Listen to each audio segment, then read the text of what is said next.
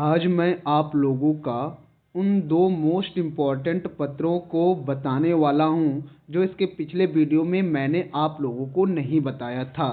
मैंने आप लोगों से बोला था कि अगर आप लोग कमेंट करते हैं और कहते हैं तो मैं आप लोगों को उन दो मोस्ट इम्पॉर्टेंट पत्रों को लिखना कैसे है बोर्ड एग्ज़ाम में, जो कि आपके बोर्ड एग्ज़ाम में पूछे जाते हैं, वो तरीका मैं आप लोगों को बताऊंगा और कैसे लिखना है वो सारी चीज़ें मैं आप सभी को बताऊंगा। तो चलिए बिना देरी किए हुए हम लोग उन दो मोस्ट इम्पॉर्टेंट पत्रों के बारे में जानने चलते हैं, है ना। ठीक है, तो ध्यान से देखिएगा। पहला तो मैंने आपको बता दिया था गंदगी और बीमारी की जो रोकथाम है उस पर पत्र हम कैसे लिखेंगे, है ना। तो ये मैंने आपको बता दिया था। फिर उसके बाद हम आगे चलेंगे। दूसरा हमारा मोस्ट इम्पॉर्टेंट क्या था, मैंने आपको बताया भी था कि फीस माफ़ी या आर्थिक सहायता के लिए अपने प्रधानाचार्य जी के लिए आप पत्र कैसे लिखोगे, ये मैंने आपको वहाँ बता दिया था, है ना। तीसरा जो हमारा मोस्ट इम्पॉर्टेंट है, ठीक है, बिजली संकट की समस्या है। मतलब आप इस समय बोर्ड एग्जाम दे रहे हो तो मतलब बोर्ड एग्जाम देने वाले हो और आप तैयारी कर रहे हो, तो इस समय बिजली की जो मतलब कटौती हो रही है ज़्यादातर, उसका उस संकट के से बचने के लिए, उस समस्या से बचने के लिए आप बिजली विभाग में पत्र कैसे लिखोगे उसकी बात हम लोग करेंगे, है ना। तो ये सारे चीज़ मैंने आप लोगों को बता दिया था। अब चलिए हम लोग देखते हैं कि कैसे हम लोग लिखेंगे। सबसे पहले हम बात करेंगे कि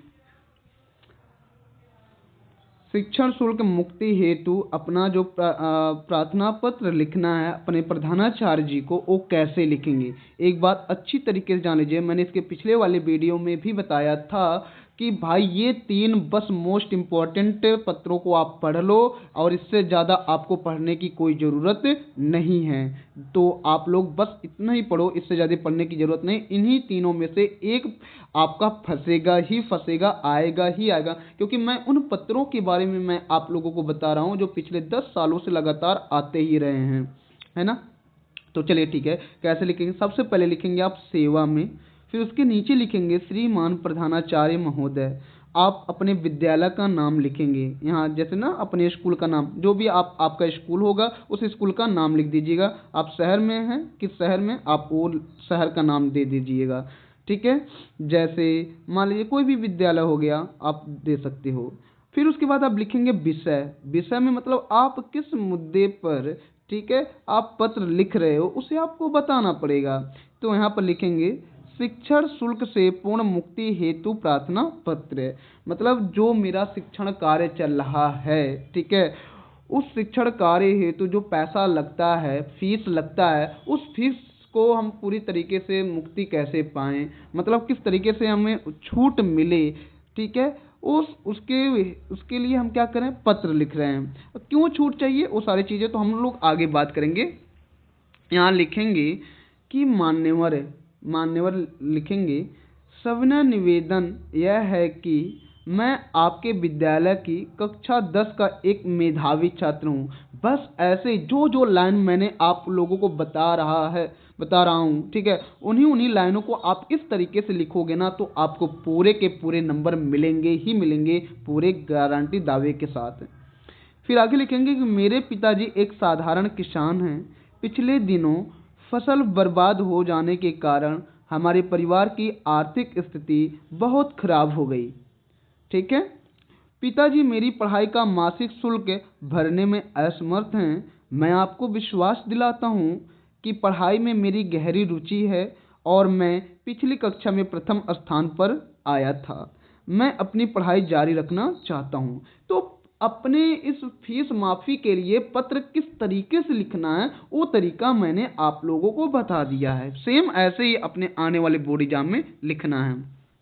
फिर आगे लिखेंगे अतः आपसे विनम्र प्रार्थना है कि मेरा संपूर्ण शिक्षण शुल्क माफ़ करने की कृपा करें ताकि मैं अपनी पढ़ाई जारी रख सकूं और बोर्ड परीक्षा में अपने स्कूल का नाम रोशन कर सकूं। बस यहीं पर आपका प्रार्थना पत्र पूरा कंप्लीट हो जाता है। फिर यहाँ लिखेंगे सर धन्यवाद, आपका आज्ञाकारी शिष्य, ठीक है। नाम में आप क्या या XYZ आप लिखेंगे। आप अपना नाम बिल्कुल बोर्ड एग्जाम में नहीं लिखेंगे, कक्षा 10 यहाँ पर आपको जो देना है दे दीजिए। अनुक्रमांक आपका जो रोल नंबर रहेगा वो आप दे सकते हो, कोई दिक्कत नहीं है।